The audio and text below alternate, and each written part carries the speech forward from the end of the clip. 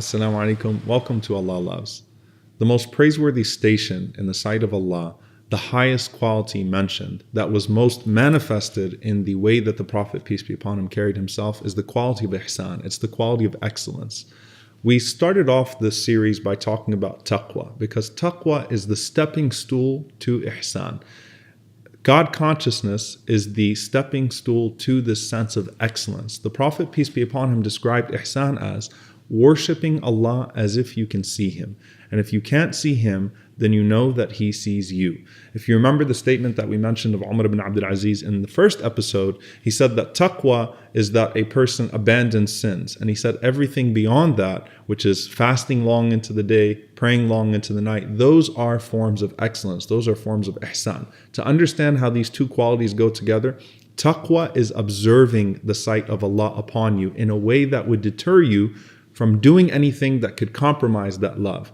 Ihsan is honoring the sight of Allah upon you in a way that would encourage you to do extra good deeds to earn that love at a greater degree, to even go further in earning that love of Allah subhanahu wa ta'ala. So it beautifies your obligatory deeds, and then it leads you to do deeds that aren't even expected of you, to hold yourself to higher standards, because you don't want to just be another average person. You don't want to just love Allah, you want to be in love with Allah. You don't want to just get by with your obligatory good deeds. You want to do more and more and more to distinguish yourself in becoming one of those who are especially loved by Allah. So Allah mentions throughout the Quran, Wallahu yuhibbul muhsineen. Almost an exact proportion, in fact, to the mentions of Allah's love to taqwa are Allah's love to ihsan, Allah's love to excellence. Ihsan is described in the Quran and in the Sunnah of the Prophet, peace be upon him, both in how we interact with Allah and how we interact with people. In regards to how we interact with Allah, we go beyond the obligatory and we do that which is voluntary. We don't look at the people around us, so whether other people are looking at us or not, we are always focused on only the sight of Allah subhanahu wa ta'ala upon us. And that shows itself, it demonstrates itself in the way that we rise above and the way that we try to beautify our deeds. The way that it manifests itself in our relationship with people. The first way that Allah actually breaks down ihsan is He talks about these different situations that you'll actually find yourself in life. الَّذِينَ يُنْفِقُونَ فِي السَّرَّاءِ وَالضَّرَّاءِ. Those who spend both in times of ease and in times of hardship.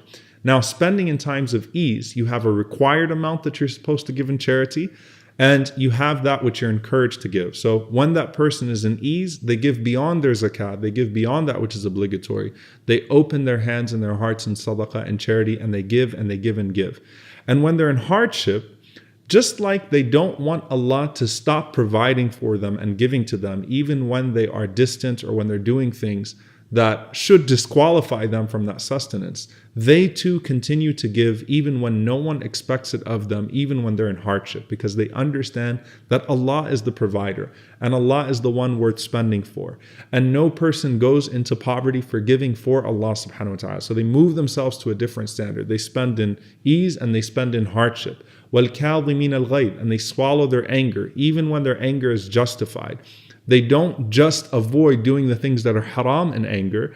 They also make sure that they swallow their anger in a way that they use their anger only for that which is good.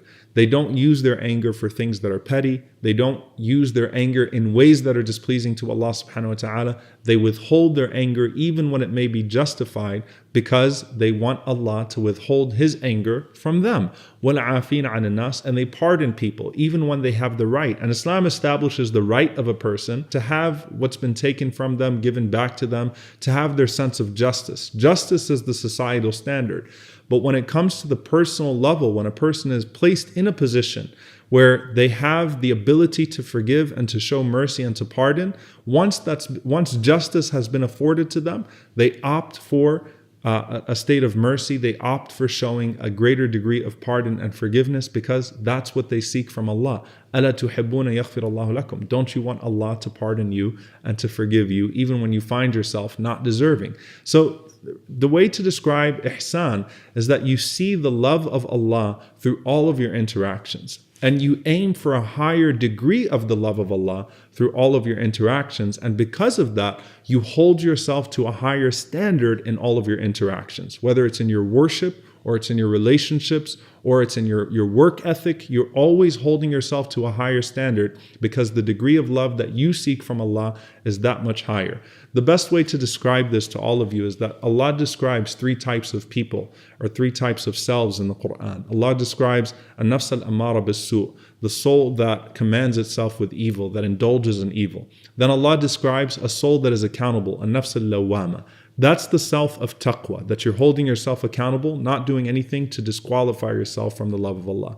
But the third one is an-nafs al-mutma'inna, the soul that is at peace with Allah. That is the self of ihsan. That's the person of excellence because they are at peace with the favor of their Lord, and they always see that pursuit of the favor of their Lord even in the most unfavorable situations in life. We ask Allah to make us from the muhsineen and to allow us to have the degree of the muhsineen and to be loved and to only find His excellent favor on the Day of Judgment and to only be amongst those who are motivated by His love primarily before anything else. Allahumma ameen. See you all next time, inshallah. Assalamu alaikum wa rahmatullahi wa barakatuh.